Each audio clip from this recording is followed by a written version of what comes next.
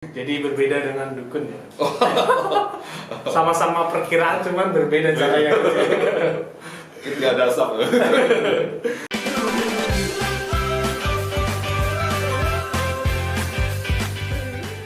Oke guys, jadi kembali lagi di Celebes Update Talk. Kali ini kita akan ngobrol-ngobrol ya. Kita akan berbincang terkait tentang iklim. Iklim kan lagi rame nih, ada gempa, banjir. Nah kali ini yang lagi penasaran siapa sih narasumbernya atau siapa sih yang kita datengin nih? Nah kali ini kita kedatangan Coach Eko. Ya gimana kabarnya Coach? Alhamdulillah luar biasa. Alhamdulillah luar biasa, semangat. Nah, Coach Eko ini salah satu praktisi iklim dan cuaca. Kita tepatlah ngobrol dengan Coach Eko ya, bukan ngobrol tentang Mudah-mudahan. TikTok ya Coach ya. TikTok boleh juga. Oh boleh juga. Karena di TikTok ada juga tuh Ada. Coach, iklim-iklim apa gitu juga ada. Nah, kali ini Coach, di Indonesia ini lagi ramai Coach tentang perubahan iklim yang ekstrim gitu. Ada hujan, badai, ya kan, gempa, bahkan ada ancaman tsunami gitu di bulan-bulan ini. Nah dari Coach sendiri pandangannya gimana tuh? Oke. Baik, terima kasih. Jadi sekarang di Indonesia ini kan pada posisi musim hujan ya, musim hujan. Bahkan kita di bulan Februari ini kan masuk di wilayah puncak hujan sebetulnya. Khususnya kita di Sulawesi Selatan. Sulawesi Selatan. Apalagi kemudian di musim ini, musim hujan kita sekarang ini, kita juga mendapatkan pengaruh dari La Nina, fenomena La Nina, yang efeknya itu akan meningkatkan intensitas curah hujan di Indonesia. Jadi kalau saat ini sama-sama musim hujan ini, kita akan mendapatkan tambahan suplai uap air dari Pasifik, sehingga kemudian kita lebih banyak dari biasa. Karena La Nina ini. La Nina ini efeknya di Indonesia adalah meningkatkan curah hujan dan sebagainya. Nah, dengan demikian maka resiko ataupun potensi kejadian semacam banjir, kemudian genangan atau kenangan. Kenangan Oh, boleh genangan. juga. Banjir menunjukkan kenangan atau itu akan terjadi, terutama dari daerah yang memang secara lingkungannya berubah ya, terutama lingkungan yang berubah. Ini juga menjadi penyebab kejadian. Jadi bukan cuman hujannya saja. Bukan hanya hujan. Jadi kalau kejadian hujan sebetulnya hujan lebat sejak dulu mungkin sudah pernah ada, sampai juga ada gitu. Kalau dalam sekian tahun. Hanya kemudian apakah hujan lebat itu selalu menimbulkan banjir? Nah ini yang kemudian perlu kita lihat gitu. Jadi begini, memang jelas kalau kemudian banjir itu suplai hujannya kan dari suplai airnya kan dari hujan ya, kecuali di pantai karena rob misalnya. Nah, tetapi kan bukan sekedar itu, kita lihat gitu kondisi di daerah gunung atau perbukitan yang dulunya sangat lebat, tapi kemudian terjadi alih fungsi menjadi perumahan atau bahkan kemudian digundulin, dibotakin, sehingga kemudian tidak bisa menahan air lagi, sehingga terjadi banjir bahkan tanah longsor. Kemudian dari perkotaan juga demikian, karena pembangunan yang mungkin bukan hanya pembangunan saja, tapi aktivitas manusia yang lain menyebabkan drainase kota itu tersumbat, kemudian juga sekarang dibetonin semua. Oh iya betul. Sehingga resapan juga berkurang. Ini juga bisa memperbesar potensi kejadian banjir ataupun genangan. Gitu, seperti itu. Nah itu kan ngobrol masalah banjir dan kenangan ya, genangan.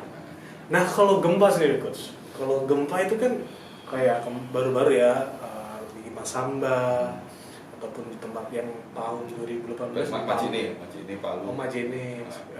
Nah itu gimana tuh Coach ngobrol masalah gempa? Iya. Kalau gempa sendiri sebetulnya kan gempa itu tidak bisa diprediksi. Tetapi BMKG itu senantiasa memberikan, jadi setiap kejadian gempa pasti akan ada rekod, akan ada pencatatan dan kemudian itu akan di rekod dan ada catatan, kemudian secara historis juga akan dipetakan. Jadi kalau kita lihat peta gempa itu sebenarnya menjadi sesuatu yang bisa kita perhatikan. Nah, terkait dengan gempa ini memang ya saya katakan ini tidak bisa diprediksi. Dan apa namanya, ini juga penting karena jangan sampai kemudian teman-teman termakan hoax. Wah, Itu setiap kejadian gempa pasti kemarin di Palu, kemudian juga ini muncul hoax yang banyak sehingga yang seperti terjadi. tsunami itu ya.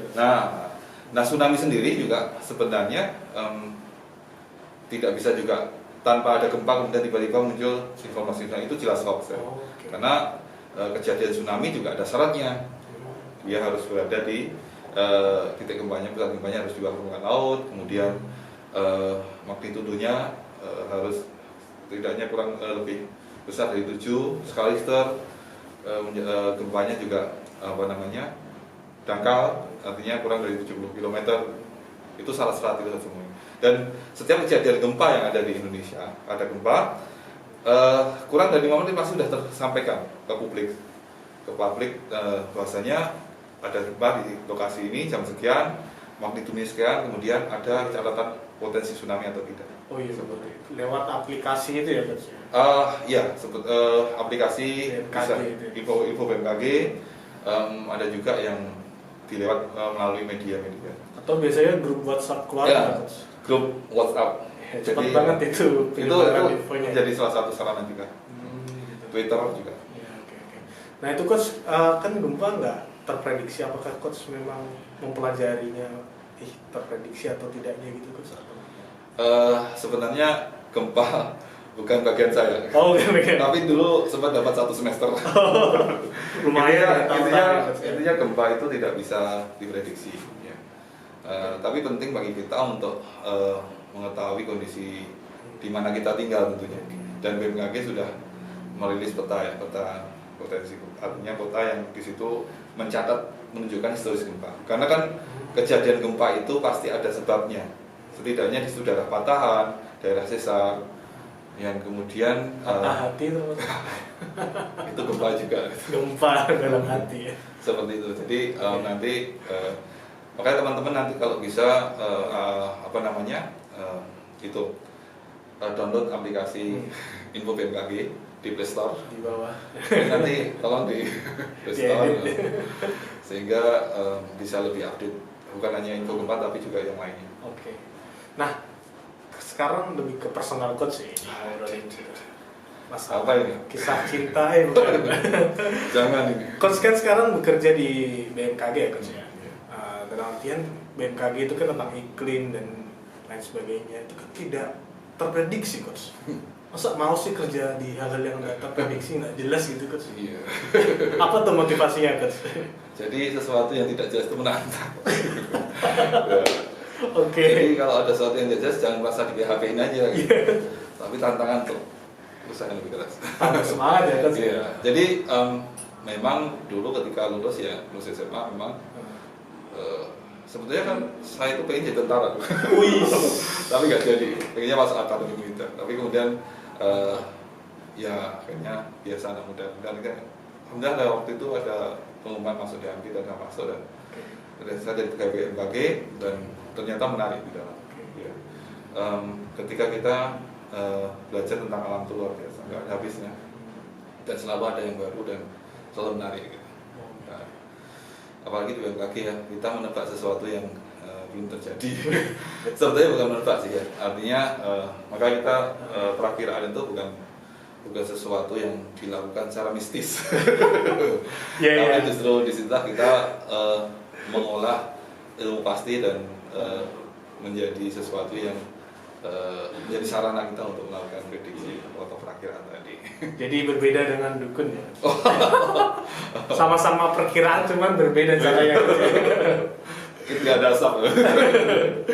Nah Coach, ini lebih ke ngobrolin tentang mungkin spiritual gitu Coach. Mungkin saya mau cerita sedikit Coach. Saya belajar juga di kedokteran, terus saya belajar tentang sel-sel atau organ-organ atau orang sakit gitu ya. Ada suatu ketika kayak ada orang sakit divonis kanker gitu Coach, 3 hari ya akan meninggal gitu. Tetapi setelah 3 hari kankernya hilang ternyata, entah orangnya rajin ibadah, rajin baca Quran, ataupun yang non muslim rajin beribadah atau rajin berdoa kepada Tuhannya yang non muslim. Dan itu terjadi Coach di depan mata kita gitu Coach. dan itu semakin menambah keimanan kita gitu. Nah dari Coach Eko sendiri, apakah dalam aktivitasnya dalam bekerja gitu pernah mendapatkan yang kayak gitu, Coach? Iya, luar biasa ya. Iya. Kalau dalam Islam itu ayat kauniyah yang kami hadapi di di BMKG itu, karena kita bicara dengan alam. Jadi kalau saya sendiri ya, ini kan kalau pengalaman pribadi, ketika saya belajar tugas dinas ketika di observasi misalnya, kemudian melihat awan ya, awan itu, kadang saya sering pergi ke lapangan itu bukan ketika melihat awan itu bukan sekedar karena waktu itu dinas untuk ini, tapi saya memang sering kali merenungi tentang awan yang ada gitu. Misalnya bagaimana kemudian dari uap air kemudian menjadi awan, kemudian dari awan terjadi sesuatu yang luar biasa, misalnya hujan, bahkan ketika awan itu tuh menjadi awan cumulonimbus misalnya, ada petirnya, ada kemudian bahkan ketika matang dan menurunkan downdraft ya, udara hembusan yang luar biasa ke bawah, menghasilkan puting beliung dan kemudian punya efek destroying yang luar biasa gitu. Itu sesuatu yang menurut saya sangat sangat religius sekali ketika kemudian kita mengamati itu, kemudian merenungkannya. Dan ketika saya melihat seperti itu meningkatkan rasa penghambaan saya pada Allah. Karena betapa luar biasanya itu dari kejadian awan saja misalnya. Belum lagi yang lain, apalagi teman-teman kami yang ada di geofisika melihat kejadian gempa kemarin di Palu, misalnya lokasi, pasti ada sesuatu yang luar biasa. Ketika kita berinteraksi dengan alam itu, banyak sekali hal yang menyebabkan kita ketika kita berpikir, kita berenung, kita akan mendapatkan sesuatu yang luar biasa terkait dengan sesuatu yang sifatnya religius ya. Luar biasa ya Coach Eko. Insyaallah. Jadi teman-teman yang mempunyai mungkin sesama kisahnya dalam profesinya, dalam keilmuannya, mungkin bisa share di bawah di komentar kita. Nah, terakhir Coach, ada quotes untuk pemirsa penonton yang sedang di dalam YouTube. Apa ya? Silakan Coach. Quotes tentang apa ini? Quotes tentang yang menusuk dalam hati. Iya, tadi bisa mengatakan kalau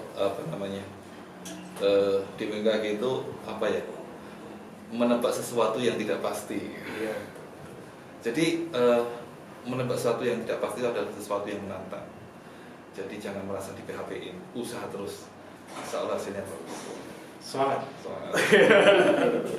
Oke, jadi kali ini mungkin sekian dari sesi kali ini, kita ngobrol tentang iklim. Dan teman-teman jangan lupa untuk like, subscribe, dan komen di bawah kami. Dan karena subscribe Anda akan bermanfaat buat channel kami. Terima kasih banyak.